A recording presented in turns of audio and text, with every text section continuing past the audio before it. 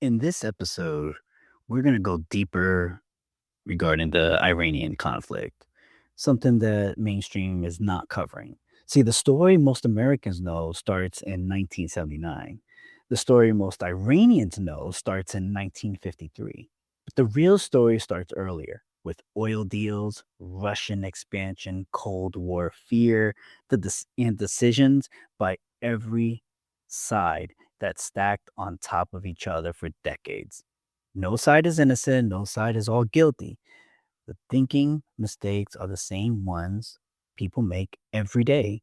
So, without further ado, let's get into it.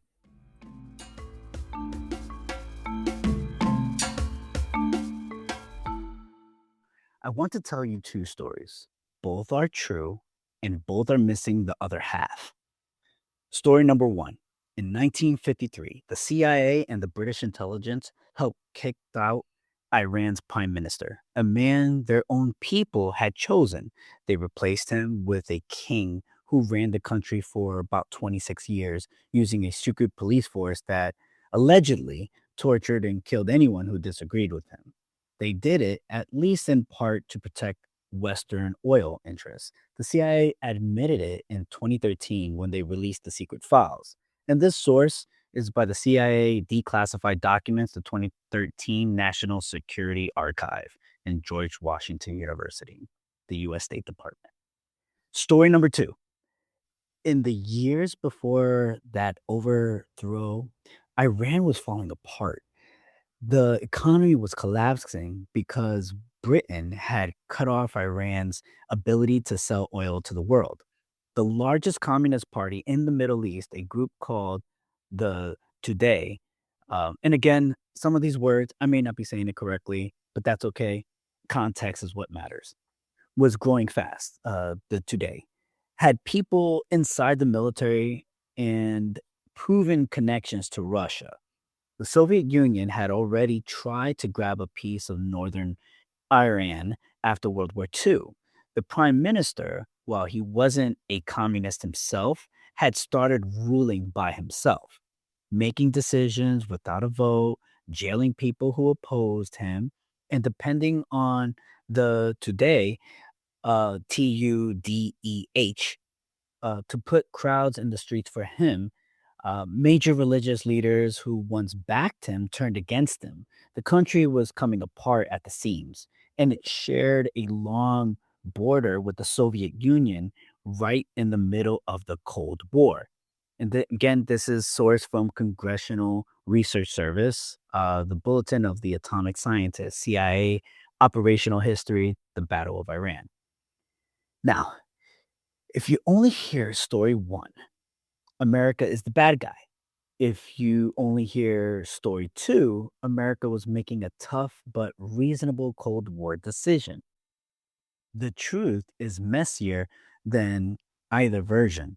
And for 73 years, each side has been telling the version that makes them look right, while making decisions based on a picture that's missing half the information.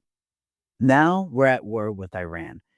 And I can almost guarantee you that nobody on your feed, nobody on cable news, nobody in the political commentary, regardless of sides, nobody in the TikTok hot takes is giving you both stories because the messy middle doesn't get clicks. Picking a side does.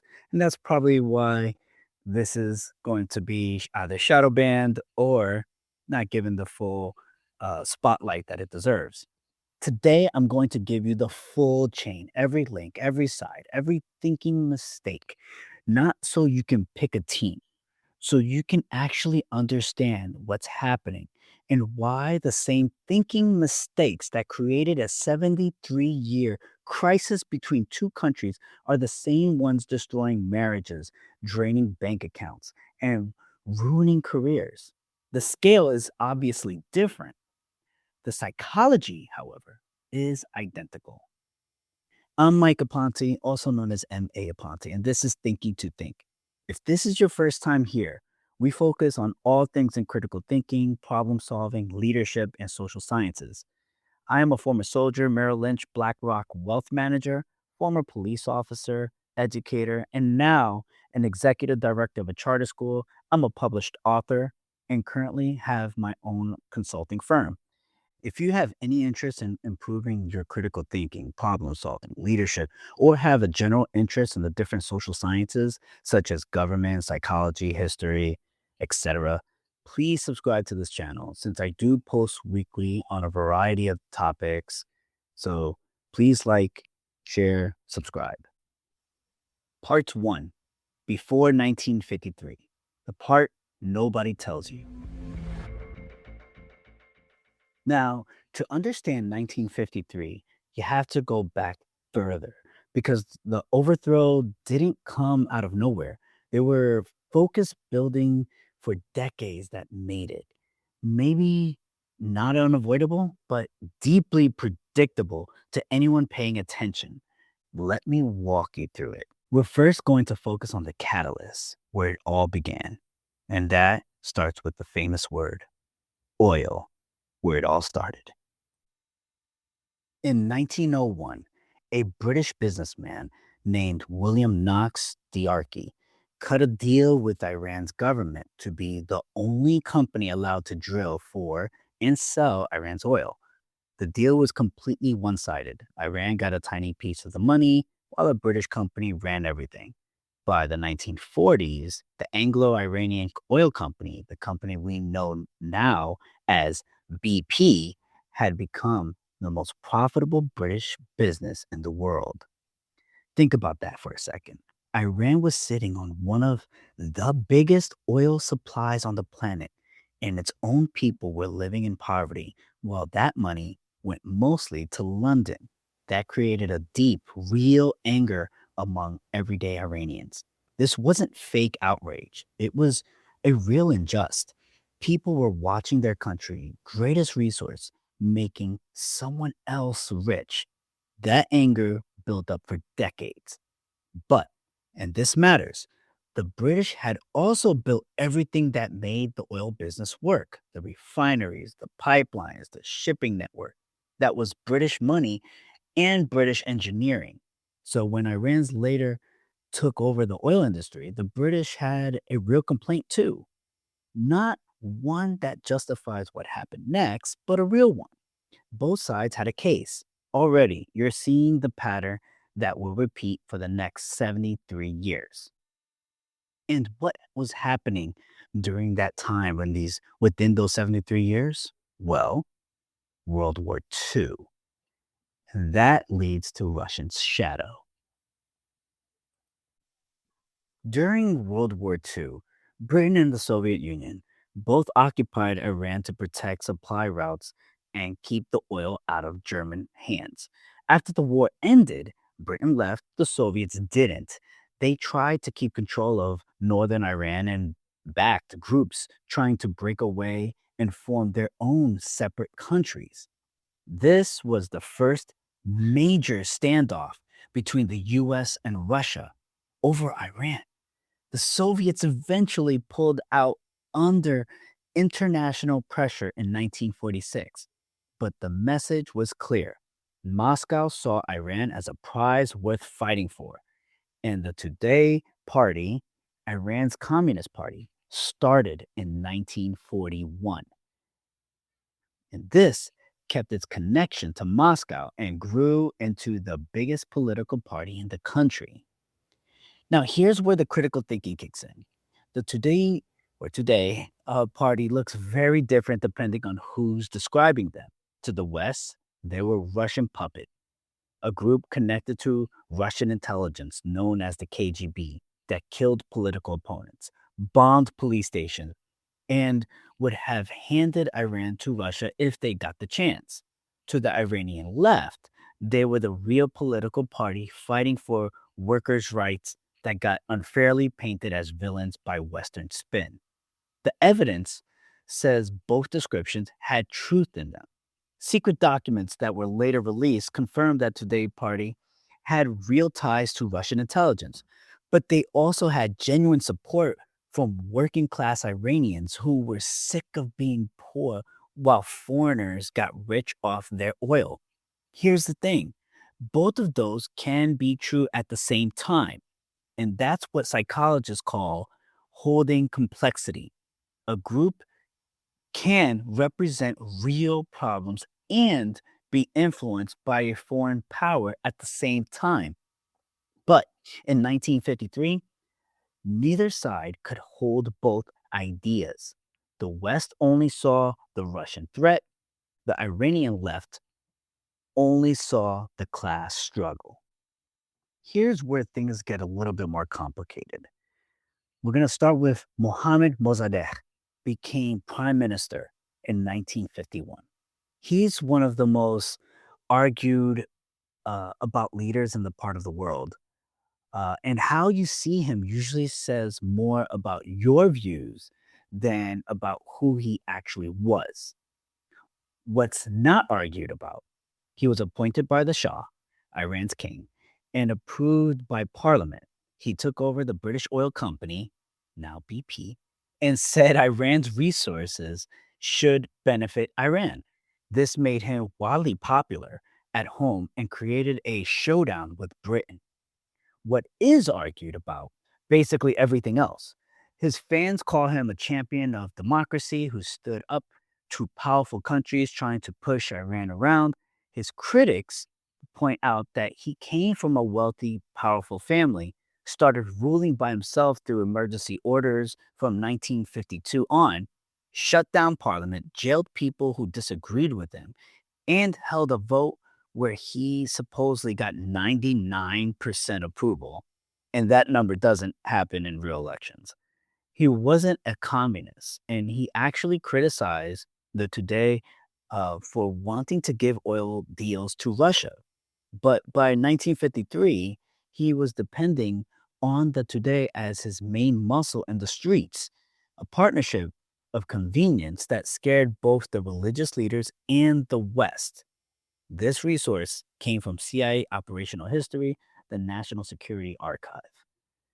Now, here's what a clear thinker notices. He can be both a leader with a real complaint about his country's oil being stolen and a politician who was grabbing more and more power as people turned against him. Those aren't opposites. That's just real life being complicated.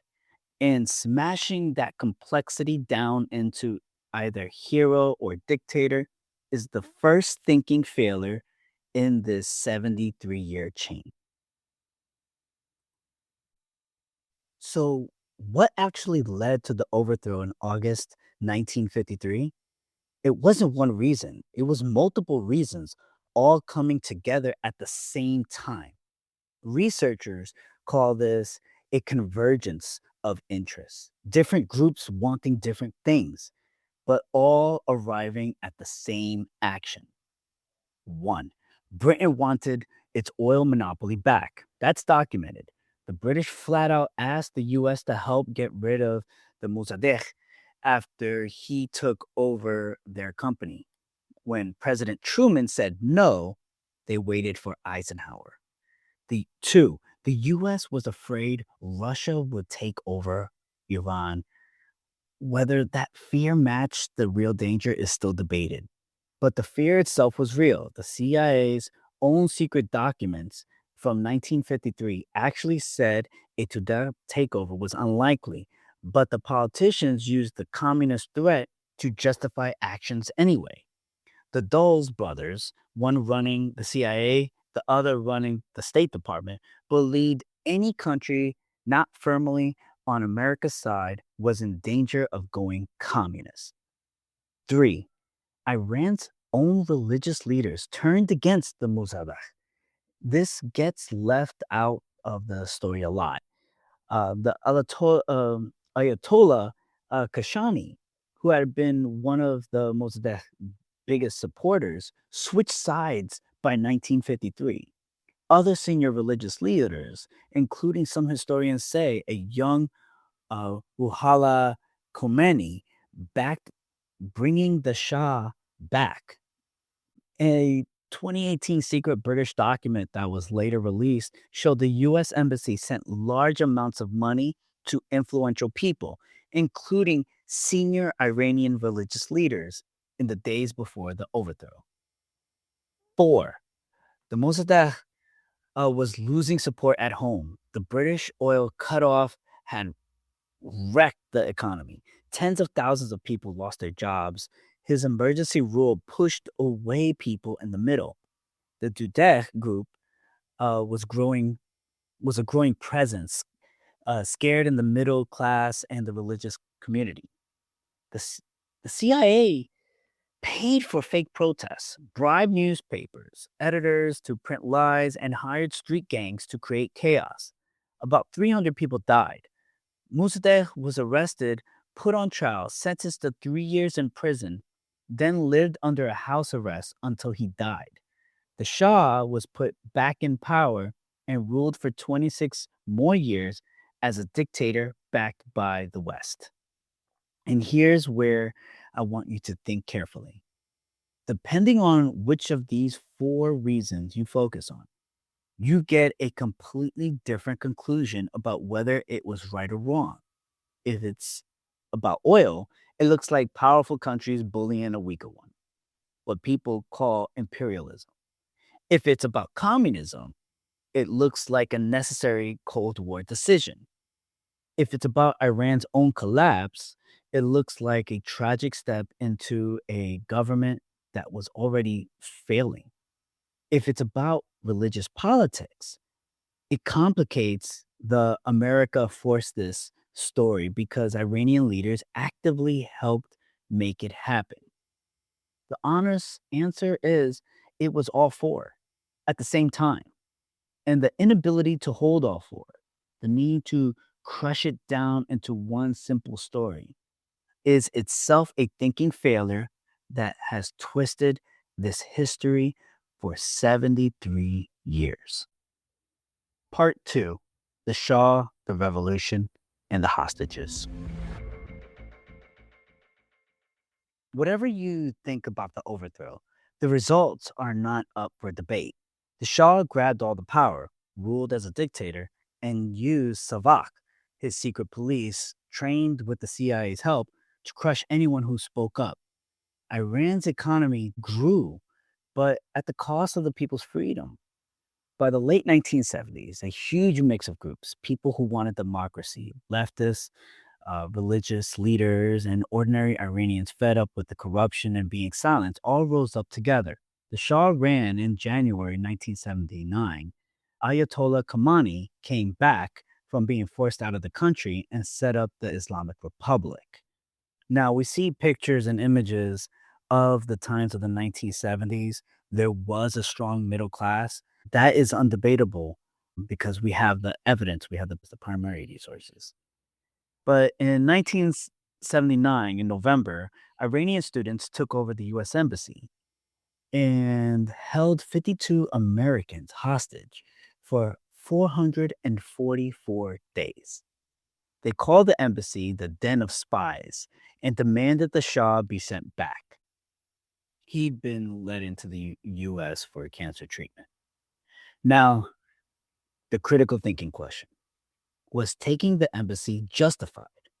The students said they were stopping a second 1953. The embassy had been used for spying. That's documented. Their fear of another American overthrow wasn't crazy, but the decision to hold those hostages for over a year turned Iran into a country nobody wanted to deal with. It's what happens when a country becomes so isolated that nobody will work with them. Political scientists call that becoming a pariah state. It destroyed any chance of talking things out for decades and guaranteed that America would be hostile toward Iran from that point on. The revolutionaries solved a short term problem at home, locking in their power, by creating a long term threat to their own survival. That's solving today's problem by creating tomorrow's disaster. Sound familiar? It's the same pattern as 1953, just from the other side. Psychologists call this first order thinking. fixing what's right in front of you without asking what happens next. Part 3: Escalation, proxy wars, double standards, and mistakes on top of mistakes. The next 4 decades follow a pattern so consistent you could set your watch to it.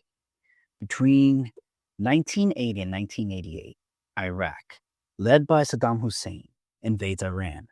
The US gives intelligence and weapons to Iraq. About 1 million people die. Think about that. The US is hostile toward Iran while its friend is invading them. In 1983, 241 US Marines were killed in a bombing in Beirut, Lebanon, linked to Hezbollah, a group backed by Iran. This is the deadliest single attack on US Marines since World War II. 1986, the Iran Contra scandal. Senior officials in the Reagan White House secretly sold weapons to Iran, the same country they publicly called a state sponsor of terrorism, and used the money to secretly fund rebel groups in Nicaragua. This isn't conspiracy theory. Congress investigated and confirmed it. In 1988, the US Navy shoots down Iranian Air Flight 655, a civilian passenger plane, killing all 290 people on board, including 66 children. The US government said it was sorry but never officially apologized. To this day, many Iranians believe it was done on purpose. And in 2003, the US invades Iraq, claiming Saddam Hussein had weapons of mass destruction. Those claims turned out to be wrong. There were no weapons.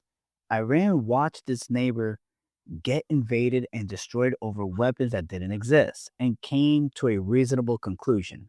Maybe the only way to stop the same thing from happening to us is to actually get those weapons. And this sources is from Congressional Research Service, the U.S. Department of Records, Congressional Investigation of Iran Contra, ICAO investigation of Flight 655. Every single event in this chain follows the same pattern. One side does something, and the other side reacts in a way that makes the next move even more extreme. It's like a snowball rolling downhill. Every action makes the next reaction bigger and more dangerous.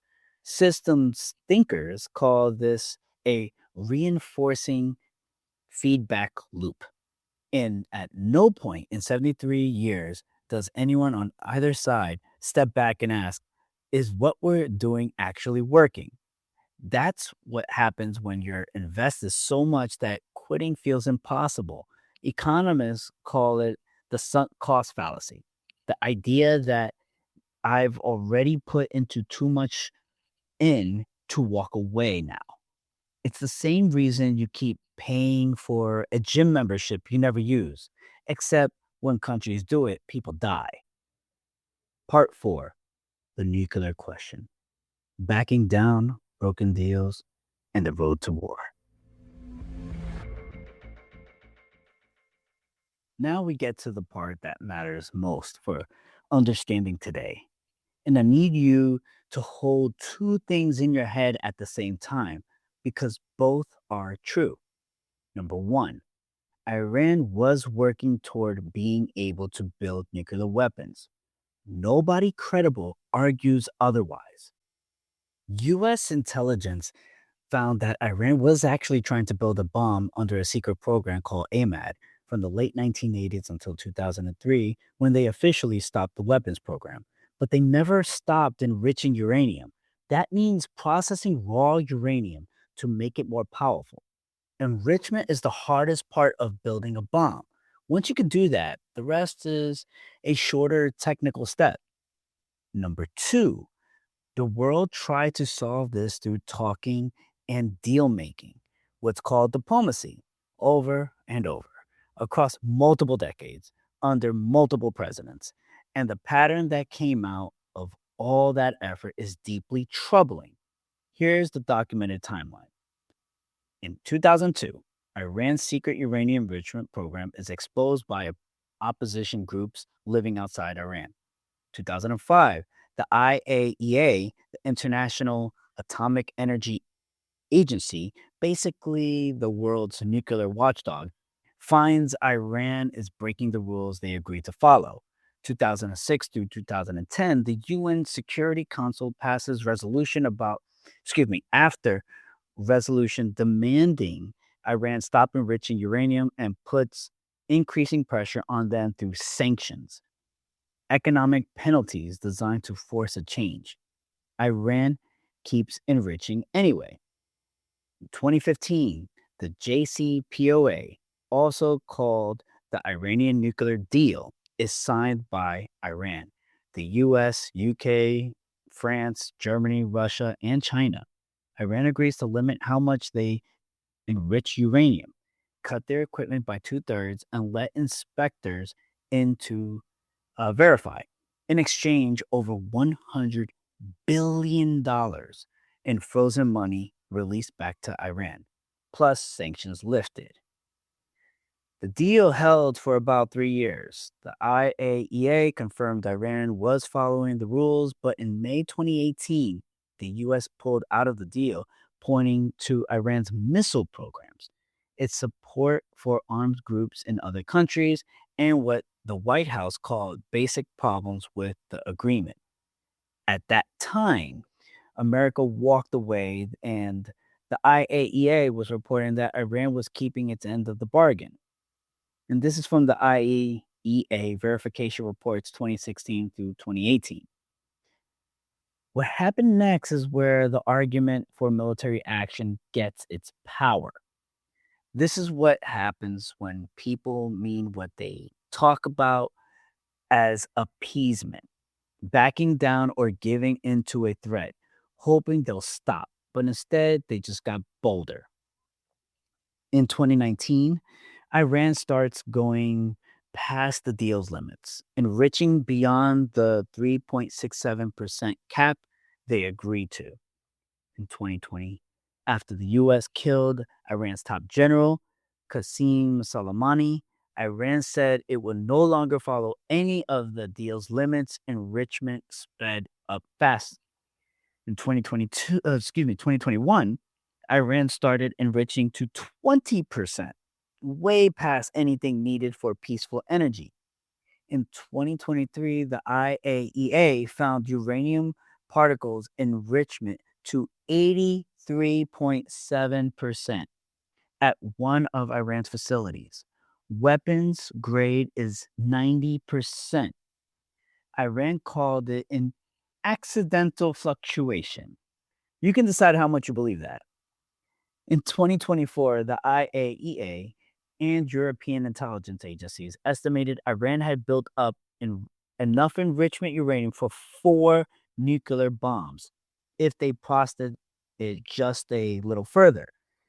That time it would take Iran to build a bomb, what experts call breakout time, had basically dropped to zero. They also appeared to be exploring a simpler crude bomb design that could be built in weeks instead of months. In 2025, Europe's three biggest powers, France, Germany, and the UK, officially said Iran's stockpile of enrichment uranium has no believable peaceful purpose and is unlike anything seen in a country that doesn't have nuclear weapons. In June, the IAEA officially declared Iran was violating its agreements. That same day, Israel hit Iranian nuclear and military sites, starting a 12-day conflict. October 2025, Iran officially killed the nuclear deal and said none of the limits applied anymore. Late 2025 through February 2026, another round of talks with the country of Oman helping to arrange them ultimately failed. Iran reportedly agreed to get rid of all of its enrichment, what's called zero stockpiling, and then the strikes began on February 28th before the deal could be finished. Now, these sources come from the IAEA, Quarterly Reports 2019 to 2025, House of Commons Library Research Briefing, CBP 9870, as well as the Bulletin of the Atomic Scientists Timeline, E3 Foreign Minister's Letter to the UN Security Council in August 2025, and the Congressional Research Service. Let me be straight about what this timeline shows. Over 20 years of trying to talk this out, involving every major power in the world, produced deals that got signed and then broken or walked away from. The enrichment never actually stopped for long. The stockpile grew, technology got better, every deal bought time. And during that time, Iran got closer to being able to build a weapon. That's the factual record. But that factual record also shows the US walked away from the deal while Iran was following it. It shows that Iran's most aggressive moves came after America broke the agreement. It shows that negotiations were literally happening with a reported breakthrough on zero stockpiling while the bombs started falling. Both of those things are documented, both are real. And which one you put more weight on determines whether you see this war as a necessary last resort or an unavoidable choice. Excuse me, avoidable choice. That's the question about facts. It's a question about framing, which facts you put into the spotlight and which ones you leave in the shadows. And framing is where critical thinking either saves you or fails you. If you've been listening to the show, you know the steel man method. Most people, when they disagree with someone, attack the weakest, dumbest version of the other side's argument. I'm pretty confident that some of you may have already attacked me, either through the comments or verbally, while listening to this podcast before I even got to finish the second half of the history of the Iranian crisis. Nevertheless, that's called a straw man, and it's lazy. A steel man is the opposite. You build the strongest possible version of the argument you disagree with, stronger than the other person would make it themselves. And then, if you can beat that, you actually earned your position. So, let me give you the best version of both cases. The case that military action was necessary. Here we go. Iran worked toward nuclear weapons for decades. Every attempt at a deal followed the same pattern: agree to limits, collect the benefits, then break the limits once the pressure goes away, or find ways around the rules. The JCPOA was the biggest attempt, and it gave us 3 years of compliance followed by violations that kept getting worse until Iran was right at the edge of having a bomb. At the same time, the Iranian government was doing what human rights groups describe as slaughtering its own people. The 2025-26 protests were met with violence that killed thousands. The exact numbers are argued about, but the scale is not. They shut down the internet to hide the evidence. The government was beating and killing its own citizens with one hand while reaching for a weapon that would make them untouchable with the other. The nuclear math matters. Also, if Iran gets a bomb, the whole equation changes forever. Saudi Arabia, Turkey, and Egypt would almost certainly start their own weapons programs. Imagine every major country in the most unstable part of the world racing to build nuclear weapons.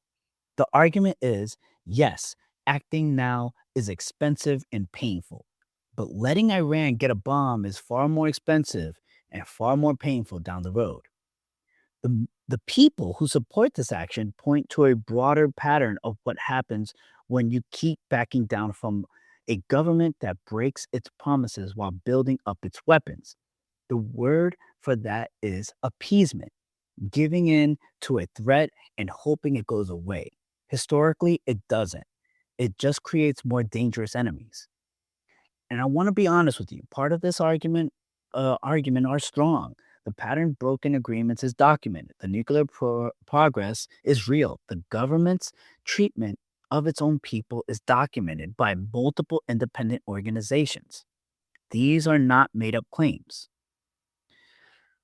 Now, I'm going to switch sides and now I'm going to do Steel Man, a case that military action was avoidable. The United States pulled out of the nuclear deal in 2018 while the IAEA confirmed Iran was following the rules. Every single Iranian violation that happened after that happened after America walked away. You can say the deal was imperfect, a lot of serious experts do, but the order matters. The US left first.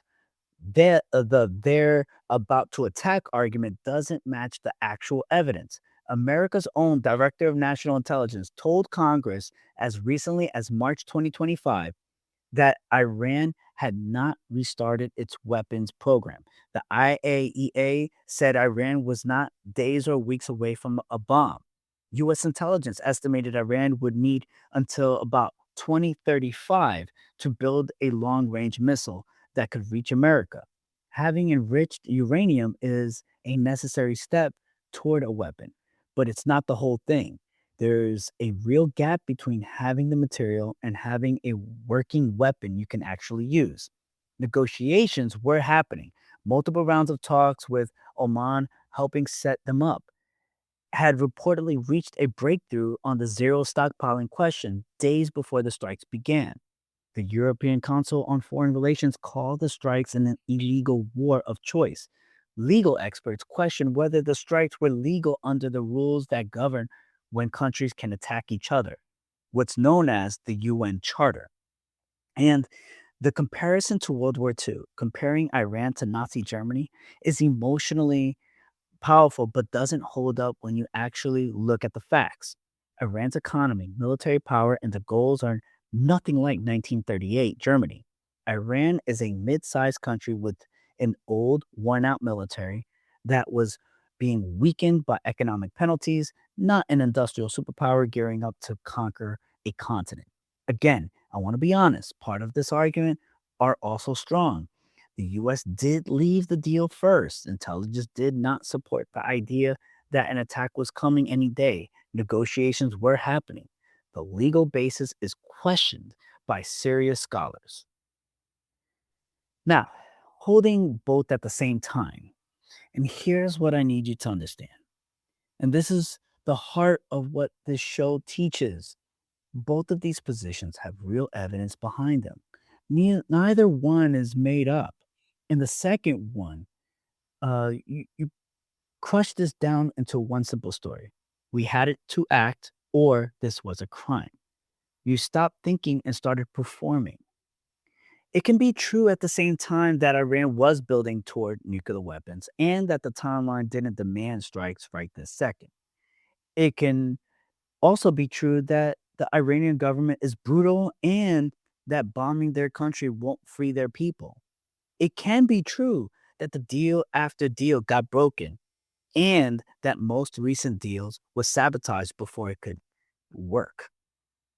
Feeling certain feels good. Sitting with complexity, what academics call nuance, the messy deals that make easy answers impossible, feels uncomfortable. But comfort is not the goal of thinking. Understanding is. And understanding means holding two contradicting ideas long enough to find the truth hiding inside both of them.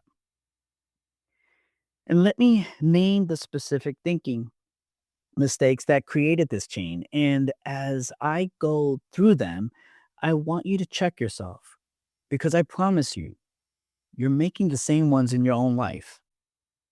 Failure one, where you start the story controls the ending. If you start the story in 1953, America is the one who started all of this. If you start in 1979, Iran is the aggressor. If you start in 1944, when Russia tried to grab part of Iran, the West looked like it was playing defense. If you start In 1901, when the original oil deal, Britain is the colonizer.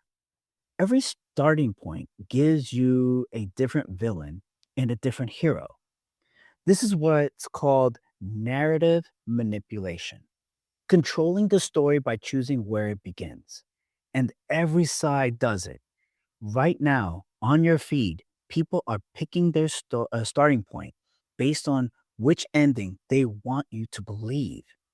Your job as a clear thinker is to always ask, what happened before this story starts? I teach this to my students and my staff at my charter school. When two kids are in a fight and I ask what happened, they always start at the moment the other kid did something wrong. I always ask, and what happened before that? Within 3 rounds of that question, you usually find the real cause, and it's almost never where either kid wanted the story to start. Failure two, only solving today's problems without asking what happens tomorrow. In 1953, you get rid of Mosdak, lock down the oil, block communism. Nobody asks what happens in 20 years when the people fight back. 1979, seize the embassy, stop another overthrow. Nobody asks what happens when you make America your permanent enemy. In 2018, rip out the deal, put on maximum pressure. Nobody asks what happens when Iran has no reason to follow the rules anymore. 2026, bomb Iran, push for a new government. The question now, nobody can answer yet, what happens next? Every decision in 73 years was what psychologists call first order thinking, solving whatever's right in front of you without looking at what your solution creates down the road. It's like killing a wasp by swinging a baseball bat in your kitchen. Sure, the wasp is dead, but now you have a hole in the wall. That's first order thinking. And this is the lesson from my systems thinking episode applied to the biggest examples I've ever covered. Failure three, I've already put too much in to quit now. America has spent trillions of dollars and thousands of lives on Middle East policy. Admitting the whole approach hasn't worked means admitting all of that was wasted. That's too painful to accept. So every president doubles down instead. More sanctions, more troops, more force, because walking away feels like losing. Iran is caught in the same trap. They've built their entire national identity around fighting America. Their economy has been crushed by penalties for decades. Actually compromising would mean admitting that the revolution's core story, we are all the victims of America bully, was incomplete. So they doubled down too. Economists call this the sunk cost fallacy, the idea that you should keep going because you've already invested so much, even when the smart move is to change course. I watched this exact pattern at Merrill Lynch. A client losing money on an investment keeps pouring more money in because I've already put too much in to walk away. That's not strategy, that's emotional attachment to a losing position. And when countries do it, people die. Failure four, only seeing what you already believe. In 1953, the US was so afraid of communism that it looked at a leader who loved this country, a nationalist, and saw a communist instead. In 2003, it was so afraid of weapons of mass destruction that it invaded a country that didn't have them. In 2026, Iran's nuclear enrichment is real, but the specific claims about how close and how urgent the threat was is questionable. Those were questioned by America's own intelligence agencies. On the Iranian side, death to America has been the operating motto for 45 years. Any American handshake is seen as a trick. Any American bomb confirms that they already believed. Both sides are stuck in what psychologists call confirmation bias. Your brain's built in yes man that loves finding evidence you're right. and hides evidence that you might be wrong. Both countries have been running on confirmation bias for 7 decades, and neither side's story has updated because updating would mean admitting that your side also made devastating mistakes. So, what does this mean for you? These aren't just failures between countries, they're human failures. They're your failures. And you're making the same ones right now. In your relationships, every long running fight has a where does the story start problem. You start at the moment they hurt you, they start at the moment you hurt them. The real cause is 3 conversations back, and neither of you has dealt with it. In your money, you're holding on to a losing investment because you've already put too much into sell.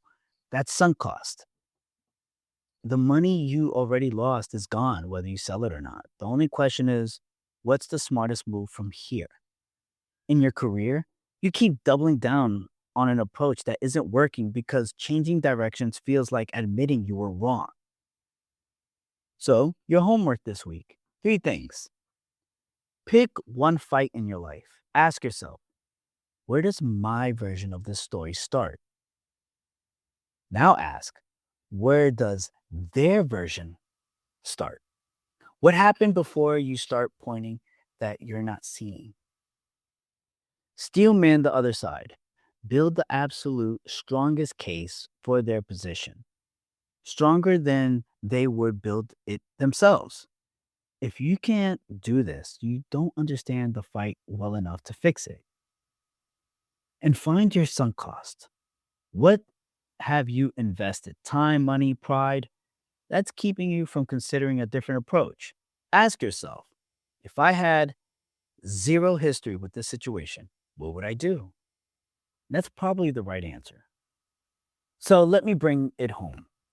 Today, we traced the full 73-year chain from oil deals and Russian expansion through the overthrow and its 4 different motives: the revolution, the hostage crisis, 4 decades of wars fought through other countries and mistakes stacked on top of each other, and the nuclear standoff that brought us to the current war.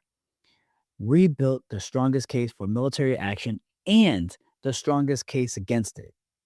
And we named 4 thinking failures: controlling where the story starts, first order thinking, sunk cost fallacy, and confirmation bias that operated on both sides across 7 decades. The lesson is not both sides are equally wrong. The lesson is, if you can't build the strongest version of the argument you disagree with, you haven't earned the right to your opinion. That's the standard this show holds. It's the standard I'm asking you to hold yourself to. So share this episode with someone who needs the context they're not getting anywhere else. Not as a political statement, as a thinking exercise.